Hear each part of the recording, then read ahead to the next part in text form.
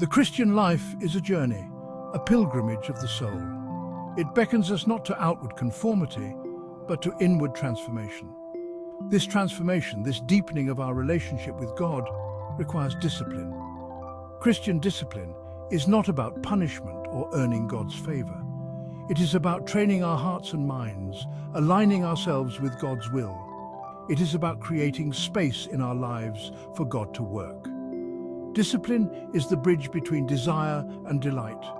We may desire a deeper walk with God, but without discipline, that desire remains unfulfilled. Through intentional practices, we cultivate the soil of our hearts, making them fertile ground for God's Spirit to grow. This is not a passive process. It demands our active participation. But the rewards, the joy of intimacy with our Creator, far outweigh the effort.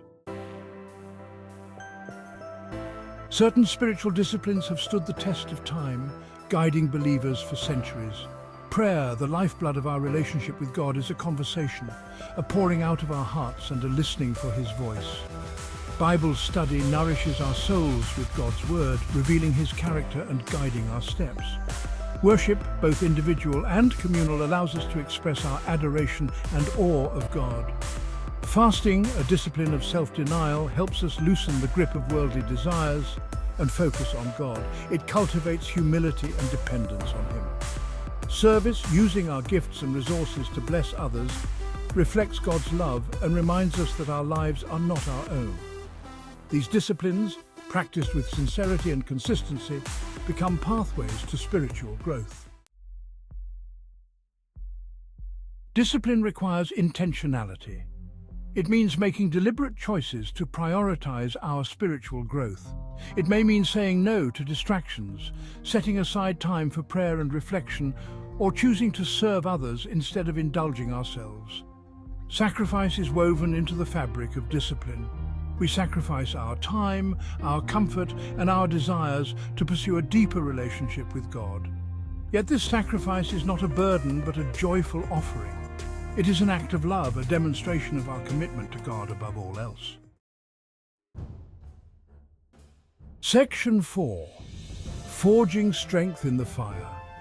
Life is filled with trials and tribulations. Storms will come, testing our faith and shaking our foundations. It is during these difficult times that the value of spiritual discipline becomes most apparent. The habits we have cultivated in times of peace become our anchors in times of storm. They provide stability, guidance, and a source of strength when we feel like giving up.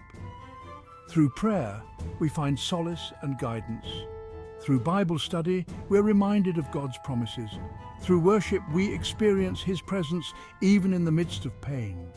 The resilience we build through discipline allows us to weather the storms of life and emerge stronger on the other side. Section 5. The embrace of the divine. The ultimate reward of Christian discipline is intimacy with God. As we draw near to Him, He draws near to us. We begin to experience His presence more profoundly, to hear His voice more clearly, to understand His will more fully. Our desires become more aligned with His desires, and we find true joy and fulfillment in Him. The journey of Christian discipline is not always easy, but it is always worthwhile. It is a journey of transformation, of drawing closer to the heart of God. Embrace the disciplines, practice them with intentionality and sacrifice, and discover the boundless joy of walking in step with your Creator.